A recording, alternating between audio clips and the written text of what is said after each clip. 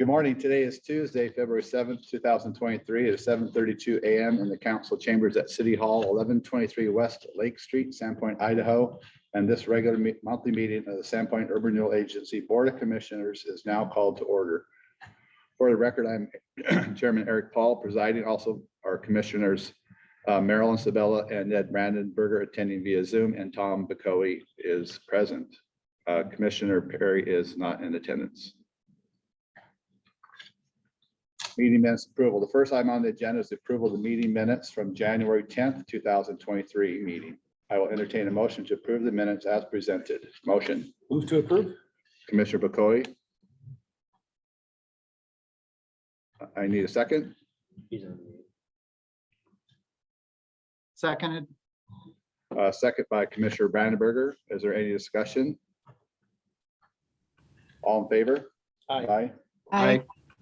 Anyone opposed? Motion passes. Minutes are approved. Madam Clerk, are there any members of the public in attendance? Yes, Mr. Chairman, there is a member of the public in attendance on Zoom this morning. Thank you. Before we proceed, for any members of the public in attendance, there will be an opportunity to comment on this morning's meeting, on this morning's agenda topics as appropriate as we wrap up presentations and discussion on each. The rules for public comment during the meeting are as follows. Comments may not be derogatory in nature against any individual, business, or organization. Public comment opportunities are for comments only. Do not ask questions of the board or city staff. Each speaker will have 3 minutes. Except for items that are specifically require opportunity for public comment opportunities during the board's business meetings are at the discretion of the chair. Can we get a recording of that so I can just play the recording? All right, next item on the agenda is the financial report. It's our monthly financial report. Balances are as of February 1st, 2023. The downtown general account has $698,867.84. The revenue allocation fund has $94,511. The northern district has $3,902,639.87. Loan balance is $1,022,732. Next payment due is March 15th. Increment received in January, we received $10,330.49 and in the northern, and $13,667.27 in the downtown district. Art funds, downtown has $144,094.16. The northern has $78,928.04. These are as of February 1st. Silver Box project still has a remaining balance of $5,159.78. Do the commissioners have any questions or comments regarding this month's financial report? Would anyone from the public care to comment on this matter? No, Mr. Chairman. Thank you. Other announcement reports from the city board or staff. Are there any general announcements or reports from the board or city staff? No, Mr. Chairman. Perfect. Thank you. Hearing none, we'll move on to old business. The first item under old business is an update from the city staff on the Great Northern Road project. I will now yield the floor to construction manager Eric Bush. Good morning, Eric. Good morning, Chairman and Commissioners. Give me 1 second to get my screen shared here.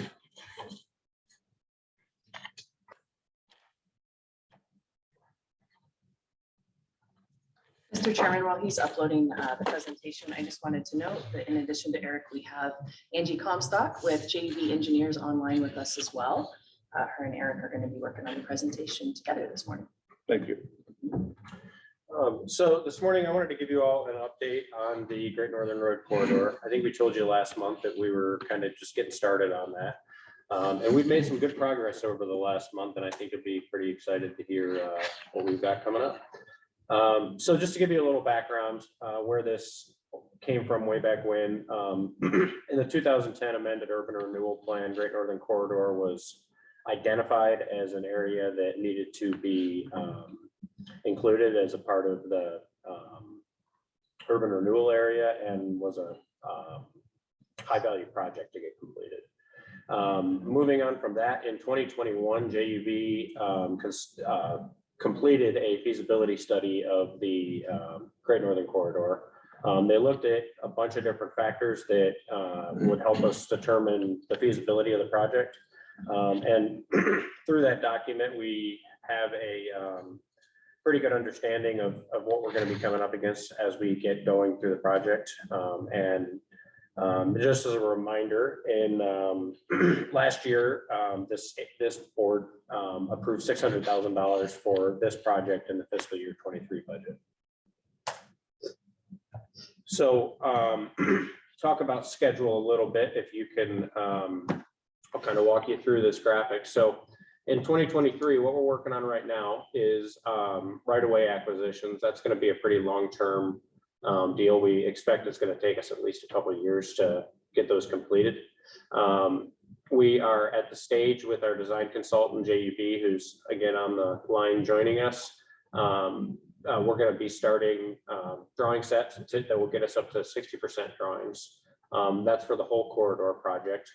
And then we are also going to start our permitting and coordination process with the utilities that are impacted by the project, BNSF, and start working on some of the environmental compliance, permitting and that sort of thing that we have to comply with as a part of this project. Our plan for fiscal year 24 is our phase 1, which, you know what, I think I went out of order, but that's okay. Phase 1, which I will show you here, is the northern corridor, basically from Gooby North. That is the Sura portion. That will be taken to 100% drawing set this year. And we will, or excuse me, in 24. And we will also be kind of refining our phasing plan. And I'll talk more about our phasing plan in a second. In 2025, we expect to be complete with the right-of-way acquisition to have all those taken care of. We expect to bid phase 1 north of Gooby, which is the Sura funded portion. And we expect construction to begin on phase 1. 26, we expect phase 1 construction to be complete, and we're still kind of working through our timing and budgeting and everything else for the future phases. So those are TBD right now, but ideally we'll be able to slide right through and start phase 2 and phase 3 in appropriate order. But we've got a lot of background work to figure out before we can commit to that schedule right now. Question, was this included in our board packet, his presentation? No. Can we get a copy to the commissioners, please? Absolutely. Okay, thanks. So this little graphic, you can see the hatch, kind of purpley hatch. That is the Sura Northern area, just so you're kind of familiar. And then we've got Great Northern that kind of runs northeast to southwest through the middle of the drawing. Is my cursor visible on there? Okay, good. You can see my cursor. So this red line constitutes phase 1. And this is not what the road will look like. This is just for graphical representation. So that goes from Woodland down to Gooby. Our expected phase 2 is to finish the rest of the corridor from Gooby south down to Baldy Mountain. And then phase 3 would be our multimodal trail, pedestrian bicycle trail along the east side of the corridor. So you can see within here how we've kind of broken out. The red line is the Sura area. The blue line is non-Sura area, meaning non-Sura funded. And the green line is the pedestrian and bicycle facilities. So going down to this slide. Can I ask a question? Absolutely. When we had previously looked at the plan, it kind of shifted Great Northern, I believe, to the east at Baldy. And then it kind of has a jog that gets closer to the airport and up. Yep. Is this plan still consistent with that? Or? Yes. This is just a graphical representation of the areas. That plan that you described is more or less the layout that will be installed. Okay. Don't consider what's on here as the layout. Sure. Of the road. So in this, excuse me, in this spreadsheet, there's a whole bunch of information, obviously, but the piece that I think you will be mainly concerned with is the green row on the top that says Sura portion. That's kind of right in the middle. I had it highlighted, but my little highlight box disappeared. But you can see on the left column under task description, these are our tasks that JUB will be completing as a part of our design documents for the project. We have had JUB break these tasks out in a way that identifies which dollars will be spent on which specific area. So we've got in our columns here, SURA portion, other portion, which is a general fund portion, and then a water portion and a sewer portion. So we'll have 4 different accounts overall that this project is being funded out of. But the SURA project is, you can see these percentages on the left-hand side of it. These percentages represent the percentages related to the total amount of the total trail size. So if I go back up to here, you can see where I have phase 1, 65%, phase 2, 35%. Those are the basic quantities. 65% of the Great Northern Road is in the SURA area and 35% of it is not. Based on existing lineal footage. That's correct. And the delineating line, of course, is Gooby. And you can't see it on this, but the Gooby intersection is included in that. So it will be from the intersection north is the SURA portion. So back onto this spreadsheet, if you see my columns on the left-hand side, it's 60% and then their associated dollar amount for the specific tasks. So our total amount under this contract for SURA funding is $482,575. This is a preliminary fund allocation. Our final percentages will be reconciled as we get further along in the design process. We expect to have at least 1, maybe 2 more contracts with JUB as we go throughout the design process. But this is what we have contained for right now. And what would the additional contracts be for? So the contract that we are expected to enter into with JUB pending city council approval is will take us to 60% design documents for the whole project. And from there, our phasing plan is we're going to take phase 1, which is the SURA portion of Great Northern, to 100% design documents. That means bid ready. Then we can send them out to bid, get a contractor on board, and the project moves on from there. We will do the same process with phases 2 and 3, but we won't do them all 3 at the same time. So we're going to take the whole project to 60% design. That allows us to get through our permitting requirements, any federal correspondence, work with the railroads, utilities, all those sorts of things. That gives us the information we need to contact those groups and folks. And then from there, we're going to break it out into our phases. And so as far as the SURA portion, I expect that we will have the 1 more contract that will take us to 100% design documents for phase 1, if that makes sense. It doesn't. One other additional piece I'd add is it doesn't include any construction management services during construction. Yeah, so there could be an additional contract right prior to construction for construction management services that we would have JUB or a different management consulting firm that would be the boots on the ground. But that would be like in 25 and 26, right? Correct. That's correct. Yes. So our next steps for this is we present to City Council next Wednesday on February 15th. With that said, I will stand for any questions. Eric, would you please go back to the map? Sure. So the right-of-way acquisition, would you identify some of the areas where you're thinking about right-of-way acquisition? It's pretty much along the whole corridor. More or less from north to south, there's right-of-ways that need to be acquired north to south, more or less. If I can't remember don't quote me on the total number. I think it's around 18 right-of-ways that need to be acquired. Is that 18 property owners?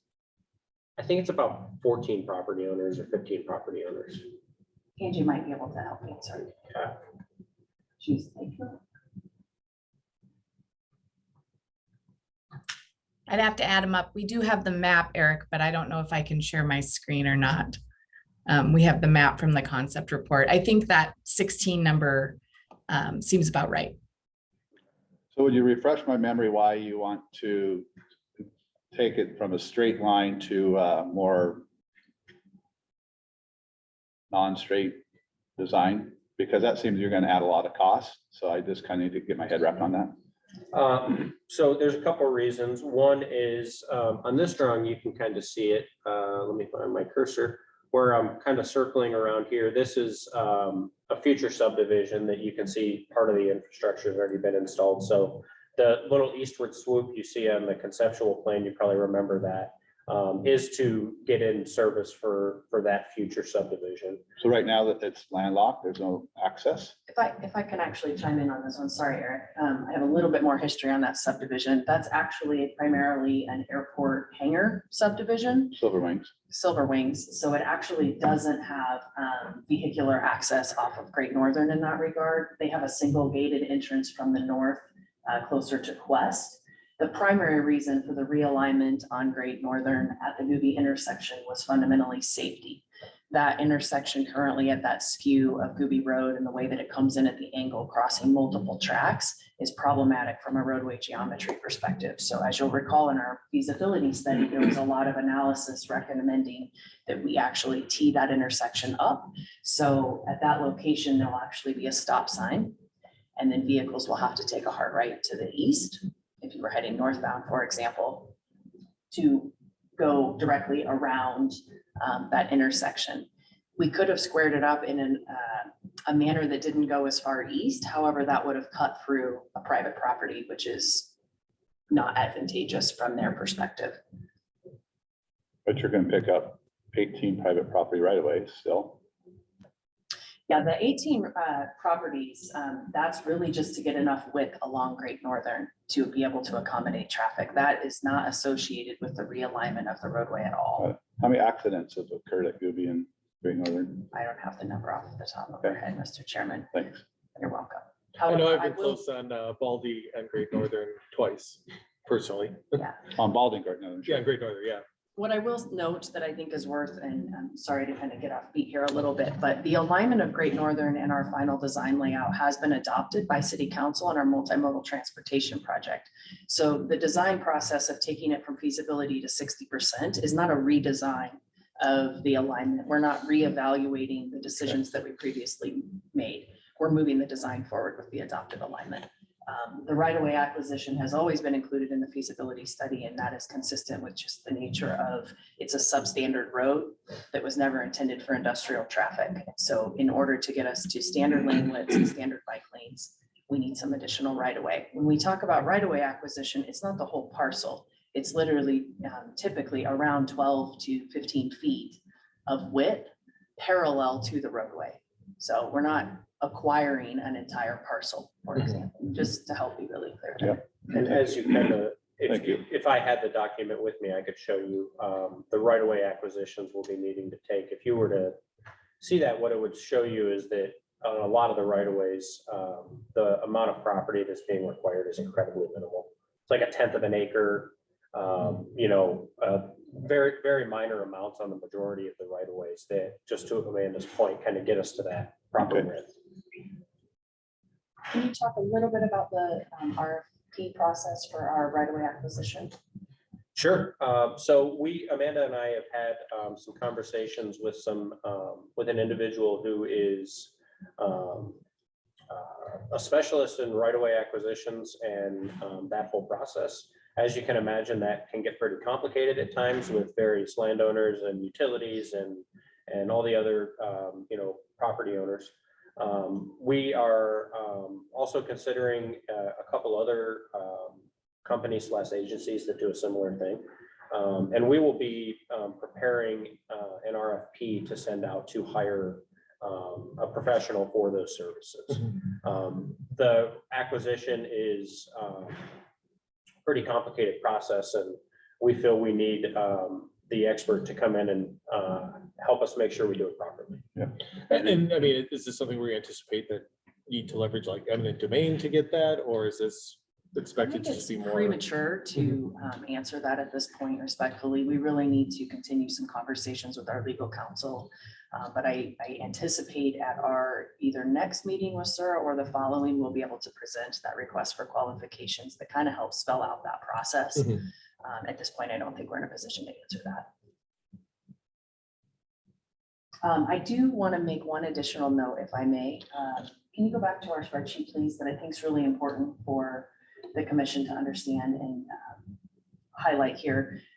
I think Eric did a great job of identifying that we have 4 different funding sources for this project. I think overarching the statement I would make is that we are doing our very best to stretch the Sura dollars as far as we possibly can. To that end, when we are allocating costs for water and sewer are paying their fair share of the roadway section as well.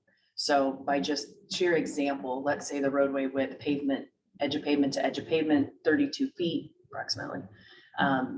A trench for the water line, for example, might be 6 feet. So that is 17%, if you will, of the total cost of the roadway. 17% of the total cost of the roadway, including design, the actual construction dollars, et cetera, are being allocated to water. Mhm. So water and sewer are also paying for some of those roadway costs.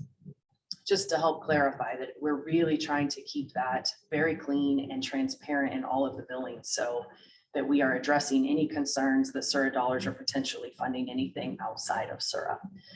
With water and sewer, it is a pretty substantial effort to relocate those utilities, particularly from sanitary sewer perspective on the northern half, and then water on the southern half. A lot of those existing lines are on private property, and with the economic development component of this project, getting those utilities off of private property and into an actual roadway alignment really is intended to help provide more opportunity for development on that private property, where otherwise they currently have to design their projects in a manner, and we've already run into this, to avoid our utilities, Mhm.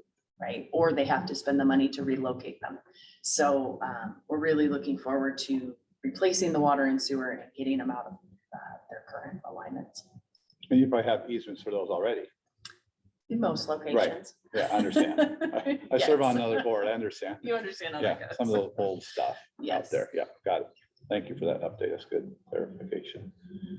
I think, I'm sorry, one last thing, Eric, could you maybe note your last bit on this slide there about the percentage anticipated at this point of the total? Oh, sure. So as I stated, these costs that you see on the screen take us to 60% design. The total design cost that we expect to be allocated to the Sura portion of the project are about $850,000. The value does not include right-of-way acquisition, and that may be changed as we get a little bit further along into the process. But that's kind of our general thought as to, our total expenditures as we get further along down the process. And in addition to right-of-way acquisition costs, are we anticipating any right-of-way disposal, cash flow positive from that? Because some of the right-of-ways that we currently have, are we planning on selling those off? No. We are not in excess of right away. Okay. Because I thought in one of the meetings last year, we talked about how there were going to be some part, because we're going to be not using the road where it's currently at, that there was going to be some land sales. No, no. The only area that I could foresee that potentially being a bit of a trade is on the southern end at Baldy. Mhm. But the trade would be with the county. So I just don't foresee that actually being a sell in that regard. Majority of this alignment is actually not, it's not in public right of way. So if you'll recall, north of Mountain View, that entire roadway section is on BNSF property right now. So we're not in excess of right of way. The location immediately north of Gooby, we had discussed with that realignment, and maybe that's what you're referring to, where the existing roadway is just directly north of Gooby. When we shift that further to the east, that again is more of a fair share in exchange Mhm. for the same property owner. So moving where we currently own right away on their same property further to the east. In other words, we're not really gaining anything there, but it would certainly go into the consideration of the final value of that exchange. Sure. I hope that made some sense. I think so. Yeah, I think I just had it in my mind that there was some parcels we were going to have to purchase, some parcels that we were going to dispose of, but it doesn't sound like that. Not that I'm aware of at this time.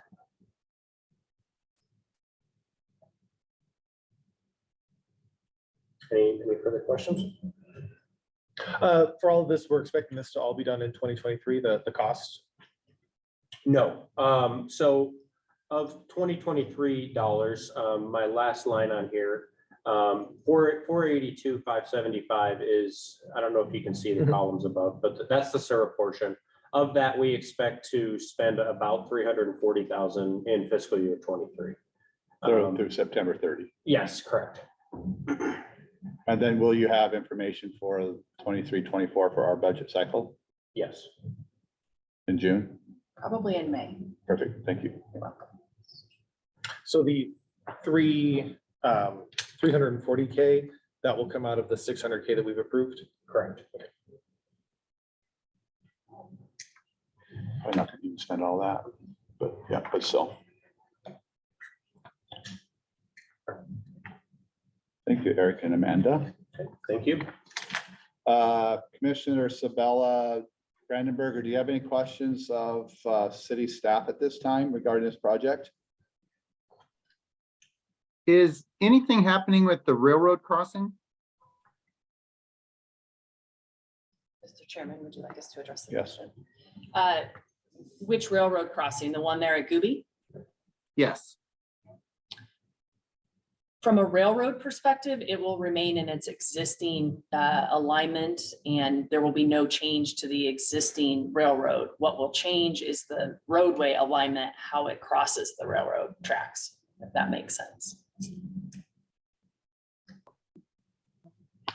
And I don't recall if you were here for the feasibility report, but we're certainly happy to send that over to you so that you can kind of see some of that information in more detail. Yeah, would you, I'm not sure if Ned was I don't on the think he was commission at that either. time, and I'm pretty sure we have it, but would you resend it, please, Amanda? Yep, we're happy to do so. I think that'll help give you a visual. Thank you. You're welcome.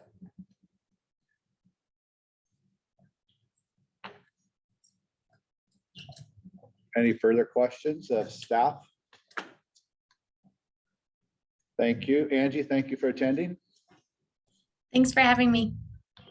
Thank you, Angie. All right, so the next item on the agenda is the arts update. The final item, old business, is an update from city staff on the public arts program and projects. I will now yield the floor to Arts and Historic Preservation Officer Heather Upton. Good morning, Heather. Good morning.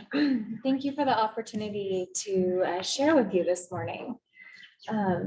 Let's see here. I think I'm just running a little bit of a lag here on the screen. Good old technology. It always keeps us on our toes. Well, it was wonderful to be able to update you all last time about where we are with the commission. So I wanted to send you all some more information about what's going on right now. Thank you so much. You're Amanda. welcome. Since we last spoke, I have two new commissioners. The previous terms, the one term of Steve Garvin and Carol Kovacek expired, and two new commissioners were appointed, which would be Keely Gray and Caitlin Shook. Just wonderful community individuals, and they also have strong nonprofit and arts backgrounds as well. So we're really excited to have them join the team. We've been doing quite a bit of understanding and planning, as I explained to you earlier. I'm working on partnerships and creating vehicles to help support the arts programming and projects that we'll be putting forth as all of this great planning is coming together. So one of the projects that we have implemented is the Cultural Collective Campaign. And from my background being at the museum, we were always in a situation where our community didn't have enough capacity to be documenting the cultural history of our community. We were constantly faced with, unfortunately, losing a great community member that held so much history, and we weren't able to be gaining all of that information to be put in our historical archives and shared with the community. Part of our master plan with arts, culture, and historic preservation is building capacity. So with this program, let's see here. Excuse me. I need my 8-year-old to come help me. There we go. We have decided to, I'm just going to buzz to the next one, look at this opportunity as a partnership with the museum. This certainly aligns with their mission of history creating community. They are the specialists in preserving historical archives. And this can help support their goal as collecting the community's history as well. So for that partnership, the museum would be facilitating the platform of information collecting. It would be donated to their archives so the community could have access to that. And then the city would have full access and permission to use all of those archives. We have Hannah Combs, who's on the commission. She's also the new ED of the museum. She's an archive and preservationist. Another commission member with the Arts, Culture, and Historic Preservation Commission, Rick Decker. He's going to be the technical advisor.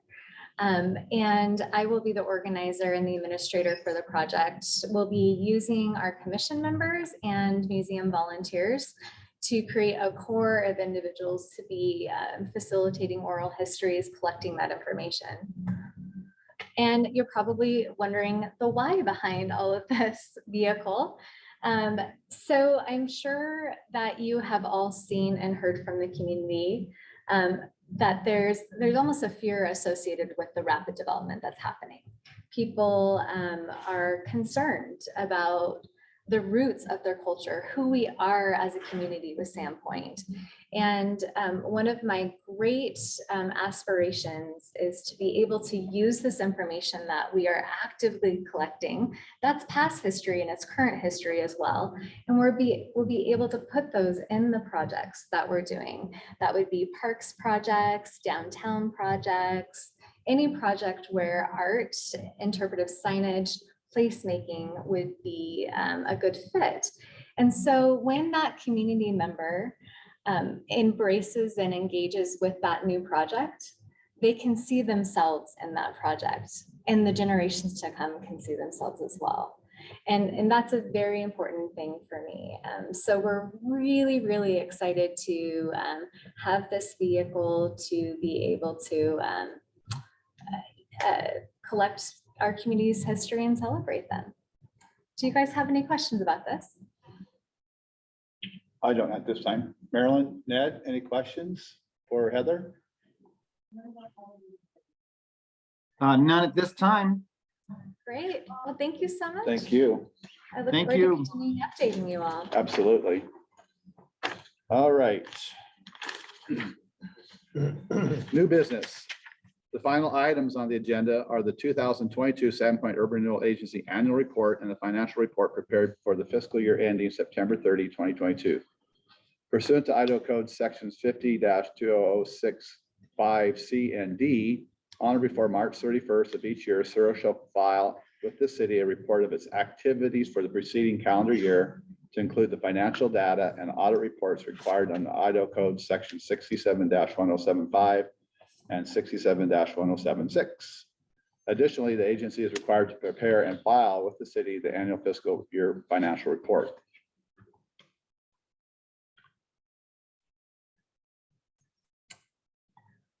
Want me to bring that up? Yep. I guess. I need to do this report first, right? Yep, just bring it up to share. That the discussor just asked if there's any questions. You should provide a summary of the findings.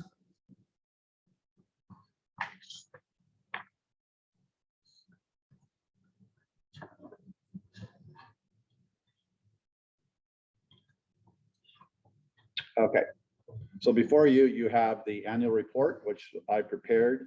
This is a report for 2022 annual report. Doesn't necessarily follow our fiscal year.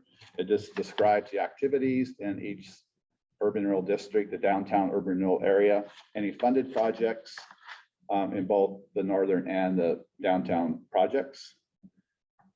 Downtown projects that were funded, we did fund $350,000 towards phase 1 and phase 2 of the downtown streets improvements. That occurred in May of 2022. We did not have any Sandpoint Arts funding. Excuse me, we did fund $4,365 toward the Arts Master Plan in 21-22, as well as the Northern District provided the same amount because the Arts Plan goes to each one. The Northern, we funded $38,000 towards professional services on the Great Northern Road last fiscal year. And again, as I said, we did fund $4,365 to public art for the master plans. Increment was received in 2021, 2022. The downtown received, total received, excuse me, was $1,435,923, of which $820,588 was the downtown district, and the northern received $615,335.38. Operating expenses, we don't have staff. Our typical expenses are any legal, audit, accounting, and reimbursement to the city for staff expenses, of which we spent $5,371.58. That was allocated equally to both the northern and downtown areas.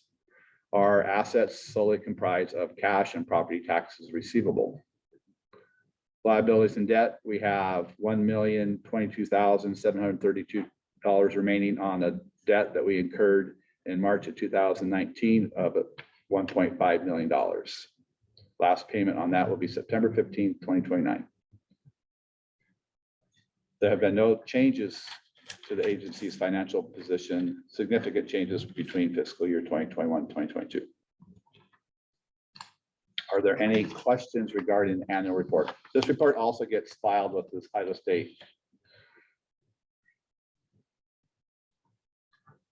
Mr. Chairman, and I would just I'll let the one member of the public participating know if you'd like to comment on this matter, you're welcome to raise your hand.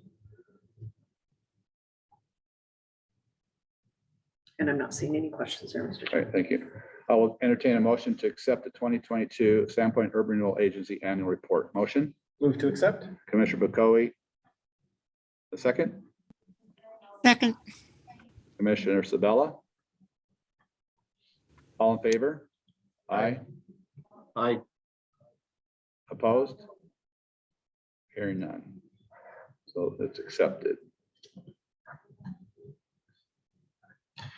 I will now entertain a motion to accept the Sandpoint Urban Renewal Agency financial report for fiscal year September 30, 2022. This report is also, once we have accepted it, will be forwarded to the city to be included in their financials audit.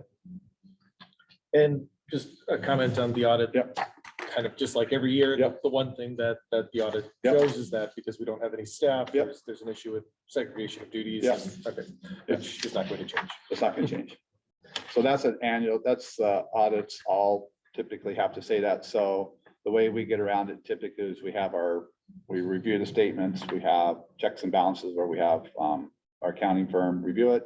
And we also have another commissioner that will sign off on bank statements.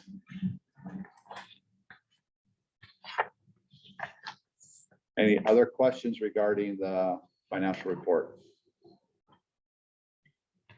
Motion to accept. Move to approve. Commissioner Bokoe. Motion to second. Second. Commissioner Brandenberger for a second. All in favor? Aye. Aye. Aye. aye. Motion passes. These reports will be filed with the city as required by state law. And also the final annual report will be published in the newspaper. With no further business on the agenda, this meeting is now adjourned at 8:12. Did we want to see if there was any public comment? On any other topic or, Have time for that? okay. Not my script. It's not my script. Fair enough. Thank you, everybody. Yeah.